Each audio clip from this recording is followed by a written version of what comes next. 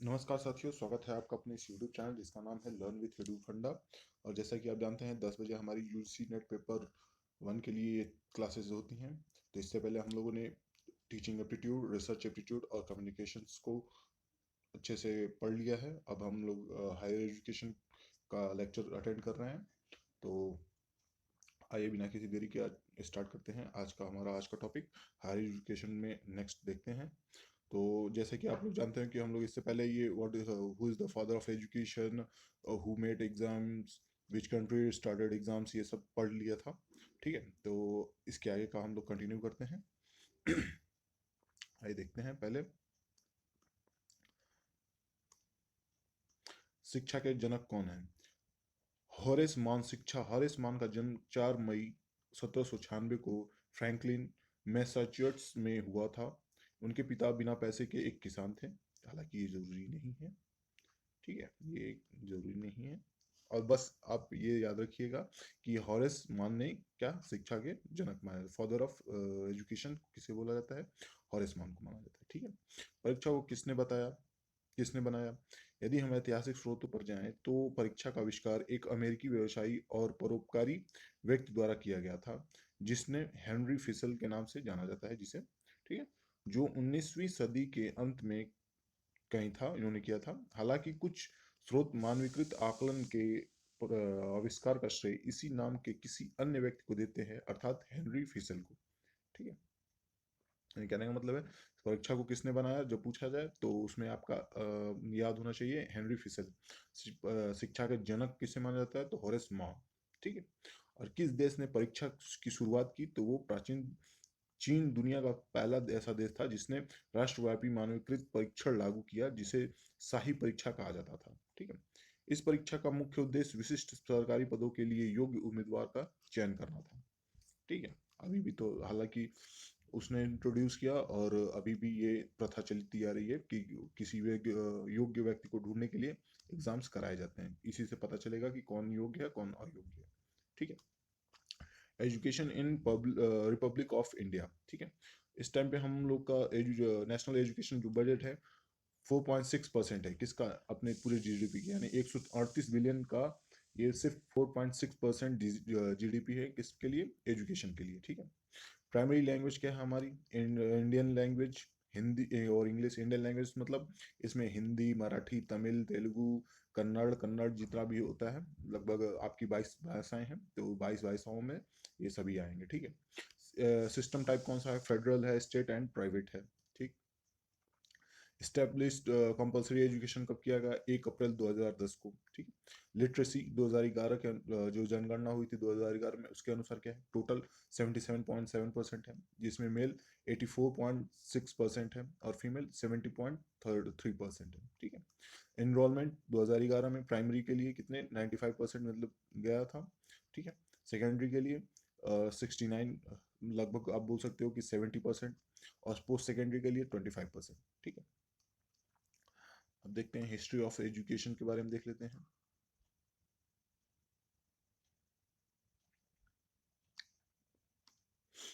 Early education in India commenced under the supervision of a guru or Prabhu. The education was delivered through Gurukul. The relation between Guru and Sisya was very important part of the education. Takshashila in a modern day Pakistan, अभी मतलब तक्षशिला कहाँ पे है, modern day Pakistan. पुराने जमाने में जब डिवाइडेशन नहीं हुआ था तो इसको तक्षशिला बोला जाता था। हालांकि ये मोर डायनेस्टी वगैरह में ये बोला जाता था। ठीक है, Takshila was the earliest recorded center of higher learning in India from possibly 8th century BC. ठीक है, and it's debatable whether it could be regarded a university or not in modern sense, since teachers living there may not have had official membership of particular colleges, and there did not seem to have excited purpose build lecture halls and residential quarter in Takshila. ठीक है, in contrast to the later Nalanda University in Eastern India, Nalanda was the oldest university system of the education in the world. The modern sense of university there all subject were taught in Aryano-Pali language. ठीक है. State of Shasutra, author of Samhita and the founding father of surgery. ठीक है. At Royal Australian Colleges of Surgeons in Melbourne, Australia. Next देखते हैं. ये आप देख सकते हैं, ये शशुस्त्रा है जिन्होंने फादर ऑफ सर्जरी जिनको बोला जाता है. आइए देख लेते हैं हिंदी में. भारत में प्रारंभिक शिक्षा एक गुरु या प्रभु की देखरेख में शुरू हुई. शिक्षा गुरुकुल के माध्यम से दी गई. ठीक है. दी गई, ये गई है, नहीं नहीं है, गई. गुरु और शिष्य के बीच संबंध शिक्षा का बहुत महत्वपूर्ण हिस्सा था. तक्षशिला संभवतः 8वीं शताब्दी में ईसा पूर्व से भारत में उच्च शिक्षा का सबसे पहला दर्ज केंद्र था, और यह बहस का विषय है कि क्या इसे आधुनिक अर्थों में एक विश्वविद्यालय माना जा सकता है या नहीं, क्योंकि वहां रहने वाले शिक्षक नहीं हो सकते हैं. विशेष कॉलेजों की आधिकारिक सदस्यता थी, और पूर्वी भारत में बाद के नालंदा विश्वविद्यालय के विपरीत तक्षशिला में उद्देश्य निर्मित व्याख्यान कक्ष और आवासीय क्वार्टर मौजूद नहीं थे. नालंदा विश्वविद्यालय के आधुनिक अर्थों में विश्व के में शिक्षा की सबसे पुरानी विश्वविद्यालय प्रणाली थी. वहां सभी विषयों को एरियानो पाली भाषा में पढ़ाया जाता था. मेलबर्न, ऑस्ट्रेलिया में royal Australian college of surgeon में सुश्रुत संहिता के लेखक और सर्जरी के संस्थापक सुश्रुत की एक मूर्ति प्रणाली थी. वहां सभी विषयों को अरियानो पाली भाषा में पढ़ाया जाता था. ये अभी भी ये स्टेचू है आपका. ठीक है, ये मूर्ति आइडल रखा हुआ है ऑस्ट्रेलिया में. नेक्स्ट देखते हैं.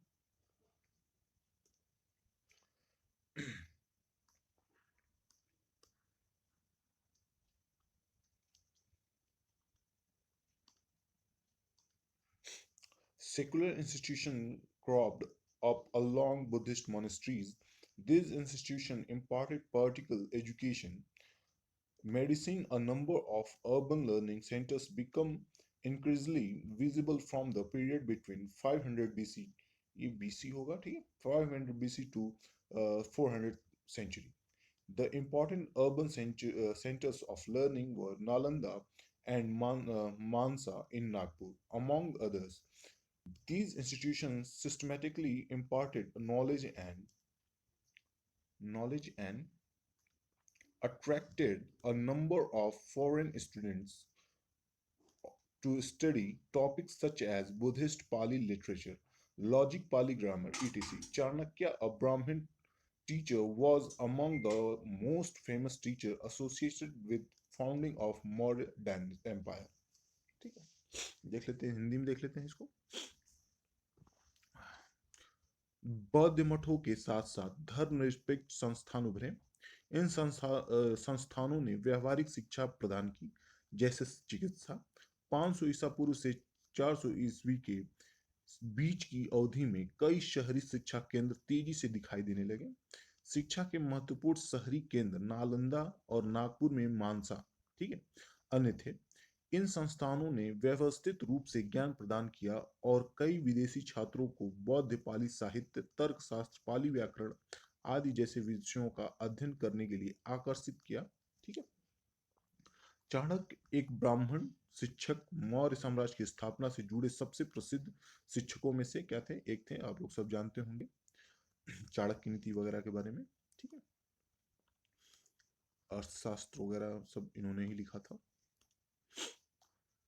The remains of the library of Nalanda, built in the 5th century BC, ठीक है, by Gupta kings. It was rebuilt twice after invasion. First after an invasion from the Huns in 5th century, ठीक है, and then after an invasion from the ये यहाँ पे गुप्ताज होगा, ठीक है, Gupta's in the 7th century, but abandoned after the third invasion by Turkic invaders in the 12th century. गुप्त राजाओं द्वारा 5वीं शताब्दी ईसा पूर्व में निर्मित नालंदा पुस्तकालय के अवशेष इसे आक्रमण के बाद दो बार फिर से बनाया गया था। पहली बार 5वीं शताब्दी ईसा पूर्व से में हूणों के आक्रमण के बाद, और फिर से शताब्दी यहाँ पे ठीक है में गोदास के आक्रमण के बाद, लेकिन 12वीं शताब्दी में तुर्क आक्रमणियों द्वारा तीसरे आक्रमण के बाद इसे छोड़ दिया गया। कहने का मतलब है कि इसको बर्बाद होने के लिए छोड़ दिया गया, जीर्णोद्धार नहीं कराया गया। यानी कि आपका 5th सेंचुरी में कराया गया, ठीक है, 7th सेंचुरी में कराया गया, लेकिन जैसे 12th सेंचुरी मतलब तीसरी बार इस पे आक्रमण जब हुआ तो इसका जीर्णोद्धार नहीं कराया गया, नालंदा विश्वविद्यालय का, ठीक है। मतलब नालंदा जो आप सुने होंगे कि अ, जो आपका स्लेवरी डायनेस्टी थी उसी में ही इसको जला दिया गया था। ठीक है, नेक्स्ट देखते हैं।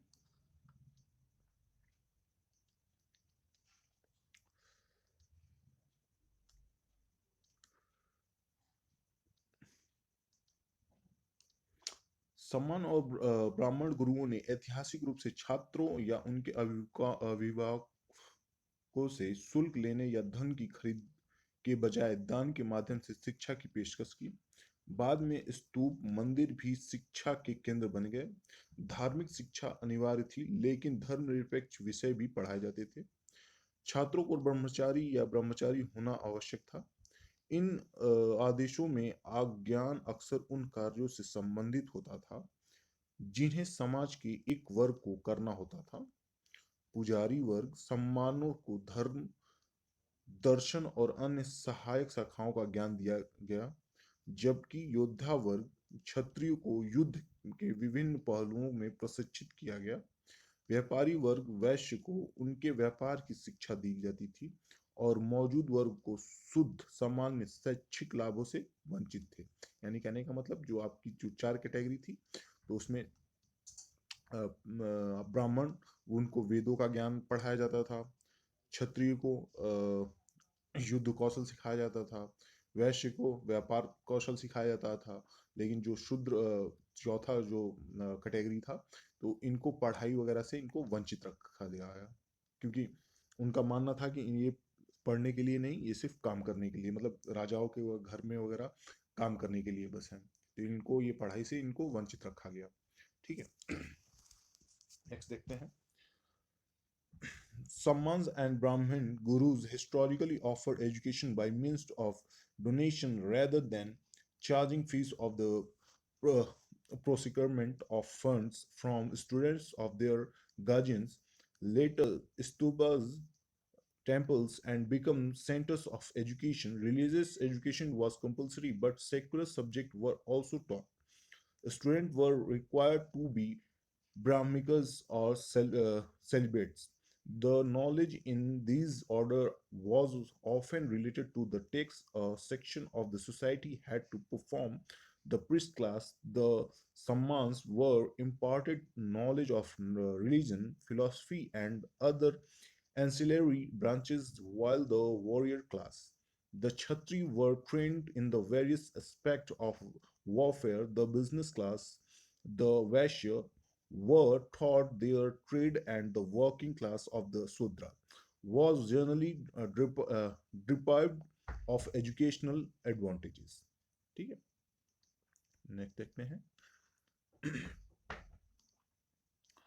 With the advent of Islam in India, the traditional methods of education increasingly come under Islamic influences.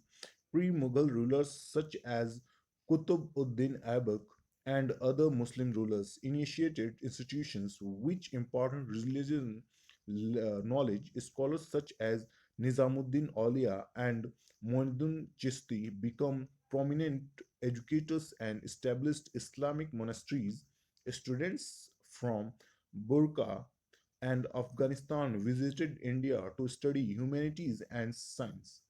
Islamic institutions of education in India include traditional madras and maktabs, which taught grammar, philosophy, mathematics, and law influenced by the Greek tradition inherited by Persia and the Middle East from Islamic spread from the religion into India.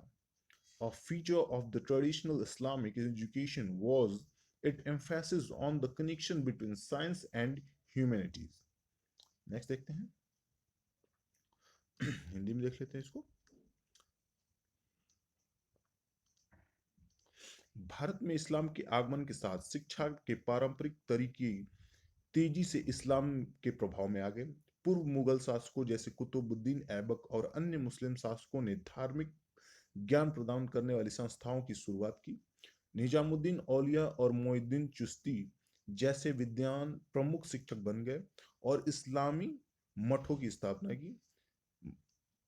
बखारा और अफगानिस्तान के छात्रों ने मानकी और विज्ञान का अध्ययन करने के लिए भारत का दौरा किया।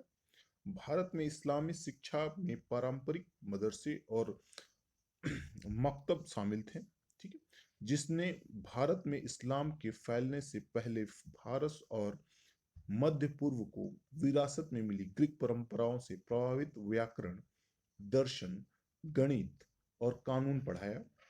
इस पारंपरिक इस्लामी शिक्षा की एक विशेषता विज्ञान और मानविकी के बीच संबंध पर इसका जोर था, ठीक है। तो आई होप आपको ये क्लास समझ में आई होगी और अच्छी लगी होगी। मिलते हैं अगले लेक्चर में, तब तक के लिए गुड बाय।